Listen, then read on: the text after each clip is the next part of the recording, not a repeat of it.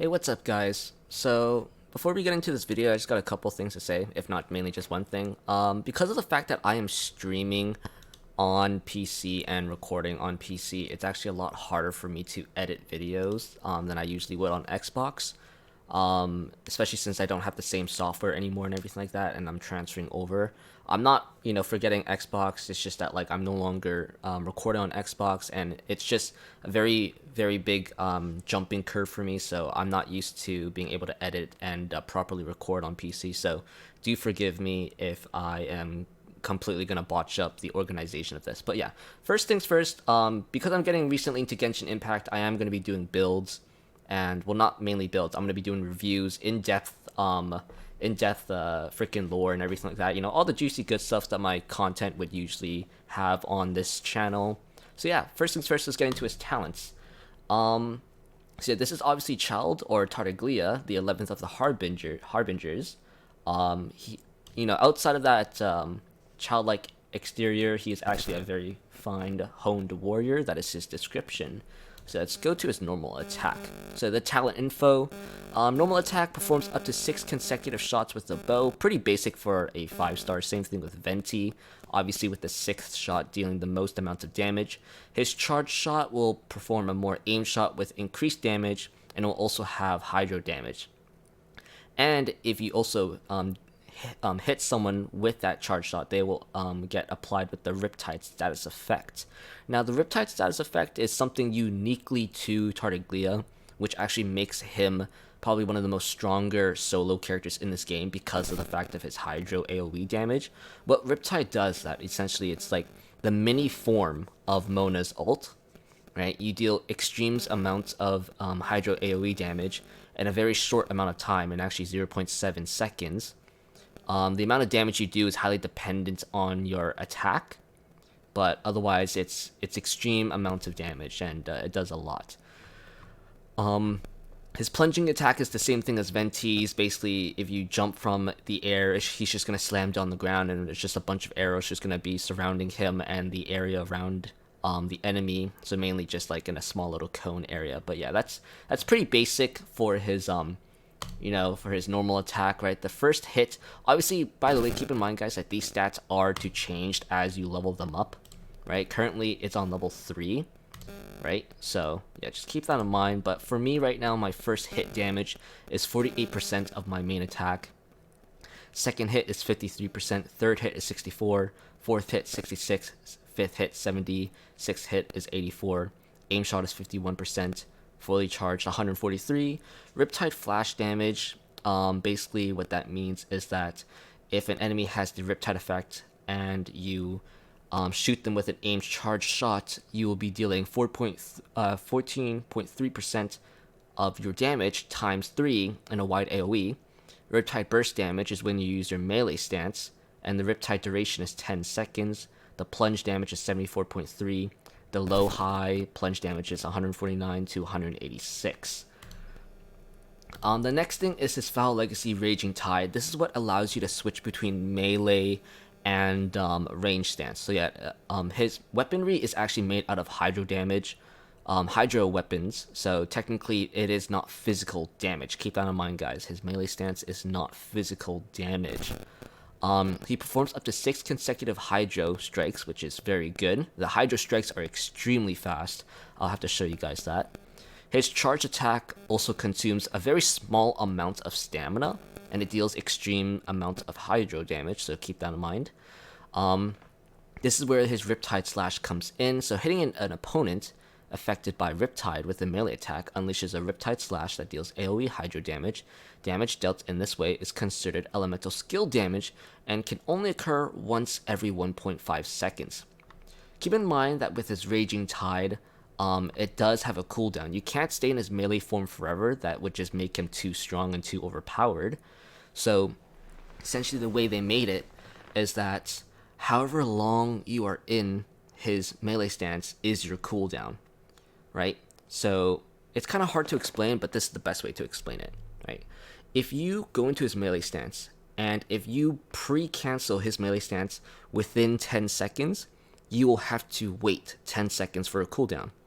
If you use his melee stance for 15 seconds, then you will have to wait 15 seconds because that's above 10 seconds. So whatever you use above 10 seconds will be additionally added onto his countdown. On top of that, right, if you use his melee stance for over 30 seconds, right, there will be a red sigil, a red emblem sigil that will appear on top of Tartaglia that will let you know that you have passed the 30-second threshold. But essentially, if you pass that 30-second threshold by even a second and pre-cancel, you will have to wait a minimum of 42 seconds before you can actually use his melee stance again. So it's a very long duration, and that's the trade-off you get for using his melee stance past their 30 seconds. Now, if you manage to pre-cancel his melee stance before 30 seconds, all you have to do is just wait the amount of time that you have used it for. So if you cancel it at exactly 29 seconds, you will have to wait 29 seconds. And that's essentially how his cooldown works for his melee, right? Now, another thing to talk about his Raging Tide is that it's going to be the same thing, right? Like, his damage is going to be very highly depicted on the amount of base attack you have in total. But the thing is that his melee stance, the damage does not come from physical damage, nor does it come from skill damage. It actually comes from damage overall. So what I mean by that is that, for example, the resolution artifact tree right here that increases attack by 18%, that will increase the damage of the melee stance, but something with elemental skill or elemental burst damage that will not increase the base attack of his melee stance. So keep that in mind when using artifacts. If you want to increase the damage, the amount of damage he does in his melee stance, you're going to have artifacts that either increase the attack, right? Like right here, the Feather of Homecoming that increases my attack by 185, or you're going to need an artifact that just generally increases attack in general. That's if you want to increase the damage he does with his melee stance. But yeah, continuing on with his elemental burst, Havoc, Obliteration, right? So essentially the best way to explain this is that when he is in his range stance, and when you use his ult, any enemies directly in front of him, and when I mean directly in front of him, I literally mean like in front of him. Like the blast radius is that of a grenade, but only in front of him. So be cautious when using his ult on his range stance. But any enemy caught within that will have the Riptide effect applied to them, and they will also take a very huge amount of AoE Hydro damage, and it will also return a portion of its energy cost after use. The return of its energy cost is set. You cannot increase it or decrease it. And if you have more enemies affected by the Riptide AoE ult, it doesn't give you more energy back. It is a set amount. But yeah, essentially what that would do is that if you have a bunch of enemies in front of you, you would cast his ult in his range stance and then have to switch to his melee stance to then use Riptide Slash to deal mass amounts of AoE Hydro damage to just get rid of all of them. Now, here's an interesting thing though, right? Is that if all the enemies in front of you are already affected by Riptide, then if you are in his melee stance and use his ult, essentially it's going to be kind of like Mona's ult actually. It's going to trigger all the Riptide effects. It's going to clear the status on the enemies, and it's going to deal extreme amounts of AoE Hydro damage. So it's basically like vaporized damage, but specifically with Hydro, right? And that would be the Riptide Blast right here, right? So the damage increase for the Riptide Blast would be elemental damage. That's how you increase the damage for his Riptide Blast. Personally though, for me, I think people should be really focusing on his elemental burst damage for the sole fact that he can literally just nuke mass amounts of people right in front of him. And if not, then he would just easily be able to take out half their health, which is what makes his ult extremely strong, because he gets his ult back pretty easily just by simply damaging enemies and killing enemies in his melee stance form. So yeah, like one way I would probably use his ult, and what I do actually do, is that I use Mona. I use Mona's ult, and I put the Omen effect on enemies, And that's after obviously applying fire or cryo onto them for extreme elemental damage. And then after I used Tartaglia's ult to just finish them off, and then with when her ability ends, it adds the vaporize effects plus any other thing that affects with hydro. So yeah, the sad fact is that Tartaglia's ult does not stack on top of Mona's. So what I mean by that is that you can't trigger Mona's ult with Tartaglia's. I think there is a possible way to do it. I just have yet to find out. Maybe what you might have to do is affect an enemy with maybe fire, right? Because like the thing is that like you gotta essentially trigger some sort of element, right? But then the thing is that when you use Mona's ult, it wipes away all status effects on enemies and applies the wet status effect, a hydro effect. But then you can't really hydro on top of hydro. You guys see what I mean there, right? You either need fire, cryo, or electricity. So there's no real way to stack it. What you could do is just use Mona's ult, do the extreme amounts of damage she does, and then after use Tartaglia's ult on top of hers, after the few seconds with increased hydro damage, to just deal as much damage as possible. So that's honestly the best way I would probably do it. But yeah, let's continue on with his first passive. His first passive is called Never Ending. It increases Riptide's duration by 8 seconds, which is actually pretty good. So from 10 seconds, it goes to 18 seconds. His second passive is called Sword of Torrence. When Tartaglia is in Foul Legacy Raging Tide's melee stance, his normal and charge attacks do crit damage. They will apply the Riptide status effect on the hit enemy. So basically, it's saying that as long as you are applying crits, and as long as you are attacking, you're going to be constantly dealing AoE hydro damage, which is very good. His passive talents is probably one of the strongest passive talents in this game. Increases your own party's normal attack by level 1.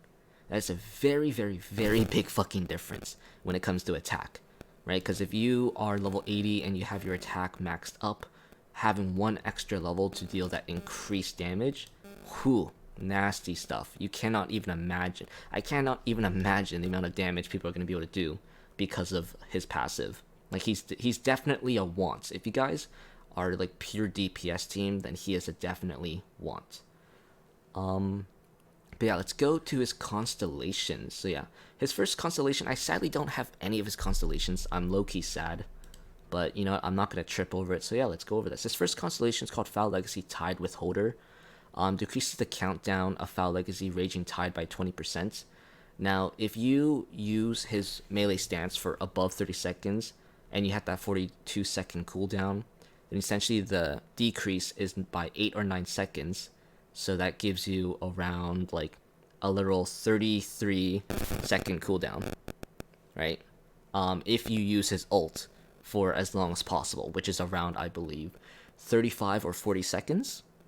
Right, so you can stay in his melee stance for around 30 seconds to 40 seconds, and his cooldown will only be like 33 seconds, which is actually extremely good. You can out DPS, you can do more damage with a very much shorter cooldown, right? So his second constellation is called Foul Legacy Understream.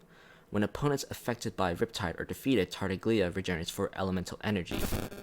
Really good, as much as like, there's not much to really talk about there. That just means he can get his ult back faster, especially since he is very good on a lot of weaker enemies. Like, he's pretty much a trash mob clearer, and he's also a heavy damage dealer. Like, he has the best of both worlds, in my opinion. So that's a pretty good constellation. His third constellation is Abysmal Mayhem, Vortex of Turmoil. Increase the level of Foul Legacy Raging Tide by 3. Maximum upgrade level is 15. His fourth is Abyssal Mayhem Hydrospout. If Tartaglia is in Foul Legacy Raging Tide's melee stance, triggers Riptide Slash against opponents on the field affected by Riptide every 4 seconds, otherwise triggers Riptide Flash. Riptide Slashes and Riptide Flashes triggered by this constellation effect are not subject to the time intervals that would typically apply to these two Riptide effects, nor do they have any effect on those time intervals. That's a mouthful to say, but essentially what it's saying is that if you are in melee stance, if you trigger Riptide Slash against an opponent, it will also trigger, it will also trigger Riptide Flash if they are not triggered by Riptide Slash. It's kind of, I don't know, it's really hard to explain. I think I explained it pretty badly right there, but essentially what it's saying is that if you do not trigger his elemental Riptide, it's going to trigger automatically. So that's essentially what it's saying. And there's also no time interval, so that means that you can literally cast it as many times as it can be casted, I think. Either that, or I think there's a 4-second interval.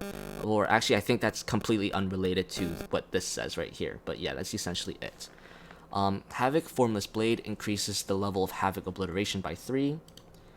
His final constellation is Annihilation. When Havoc Obliteration is cast in melee stance, the countdown of Foul Legacy Raging Tide is reset. This effect will only take place once Tartaglia returns to his ranged stance. Essentially what that means, because like, when you are in his melee stance, if you use his ult in his melee stance, you have around 10 seconds before he is forced back into his bow stance. But if you use his ult in his range stance, then essentially he's going to instantly reset the timer, so then that way you can use his melee stance for another like 30 to 40 seconds dependent on how long you want to use it for. So his constellations are actually very good. To be honest though, you don't really need his constellations. You know, this isn't like Diluc, where like his constellations make him deal extreme amounts of more damage. Of course, right, like you will be able to deal more damage because of the fact that you can level up his abilities higher with his constellations. But in truth, guys, like, I would never justify spending thousands of dollars just to get a max constellation item. Eventually these characters will be added to the Wanderlust banner, so eventually we will have a chance to get these constellations naturally rather than being forced to pay for money, to pay for Primal Gems. So do not feel forced to get his constellations. Just be happy that if you get him, he is already strong enough. So yeah, let's talk about which artifacts are best for him.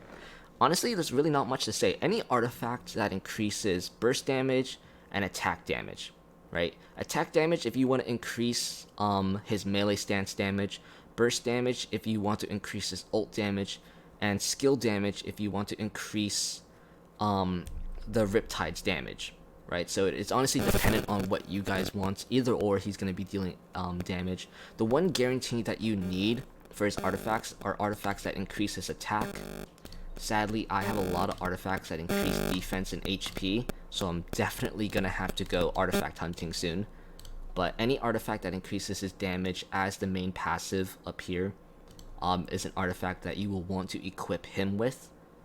So, yeah, otherwise than that, when it comes to weapons, it doesn't really matter which weapon you use, as long as you have a very high base attack.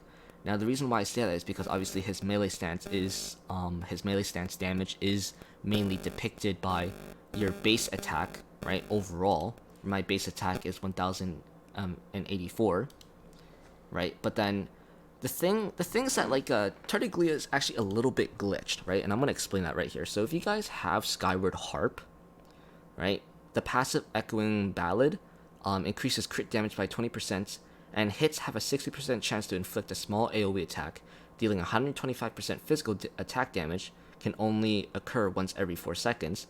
The thing is that for some reason this passive transfers to his melee stance, right? And actually I'll be showing that.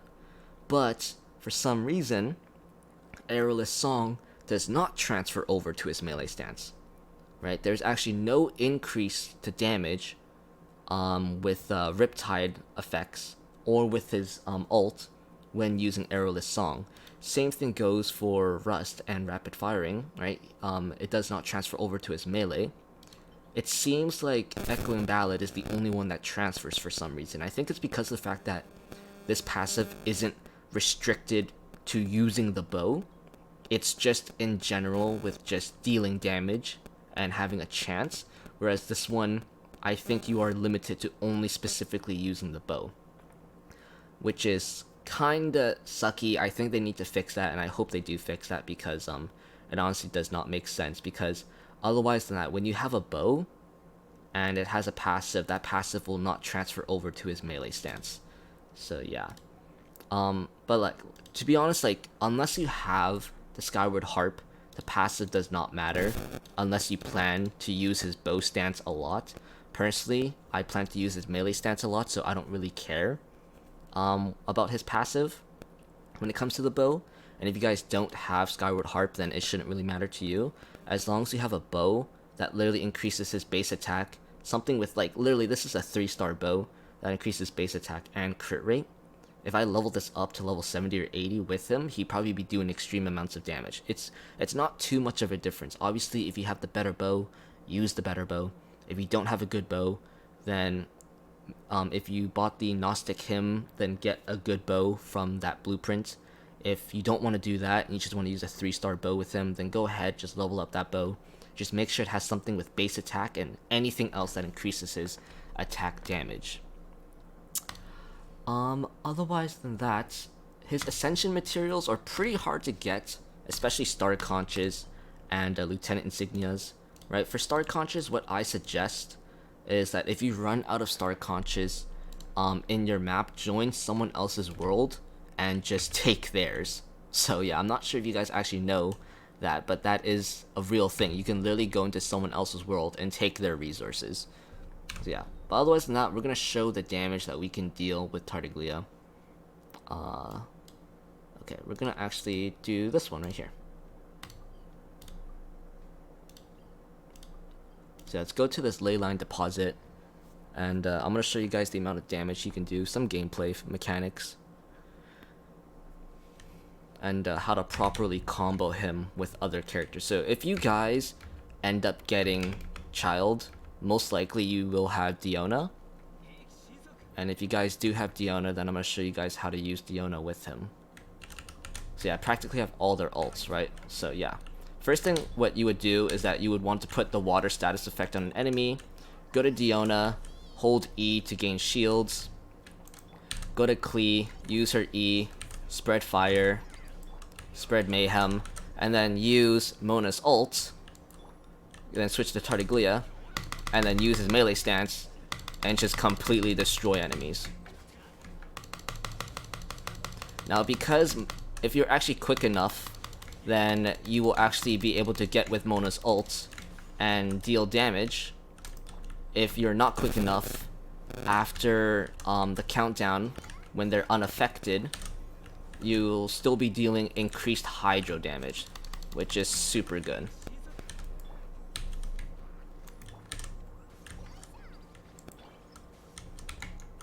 Okay.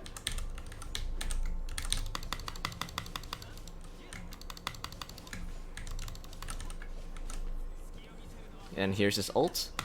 So as you guys can see right there, it practically removed the Riptide status effect on the enemies, and it dealt AoE hydro damage, which is an extreme amount of damage. To be honest, it deals thousands of damage. It's nothing as crazy as like Mona's ult, but it still deals a lot of damage, and personally to me, like, that's pretty fun.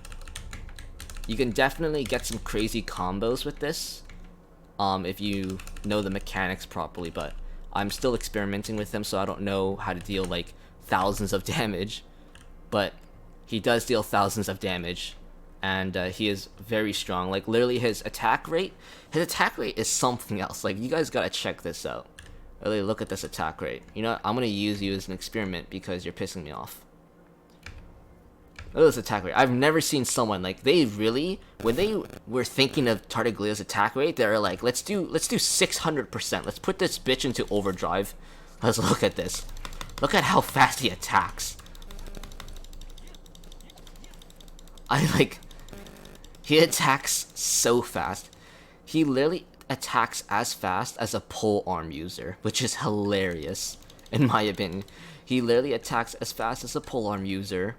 He does 6 consecutive hits, and on top of that, he literally deals like near 1,000 damage per hit. Right? A lot of people, what they like to do is that they like to I don't really know what it's called, but it's first hit spam. Right? For someone like Childe, this is very useful because you can just essentially spam her first combo and just deal very fast and practical damage. But with Tartaglia, because of the fact that his attack rate is so fast, it is literally non-essential for you to do something like that. Like, it is just crazy fast. It's unbelievable. But yeah, otherwise than that, that is Tartaglia, Childe, 11th Harbinger. That is basically his in-depth skill review. I'm sorry if it's not as professional as my other videos when it comes to reviews, but I really hope you guys enjoyed. I really hope this helped you get a better understanding of his skills. If you guys have any questions, put them down in the comment box and I'll answer them to the best of my ability. Otherwise than that, before we go off, before I end this video, one really cool thing is that when you're in his melee stance, his scarf goes anime-like, and it's like, it literally goes with the wind, and it just has this very cool elemental effect on it. Super cool. But yeah, otherwise than that, I hope you guys enjoyed. I'll see you guys next time. Peace.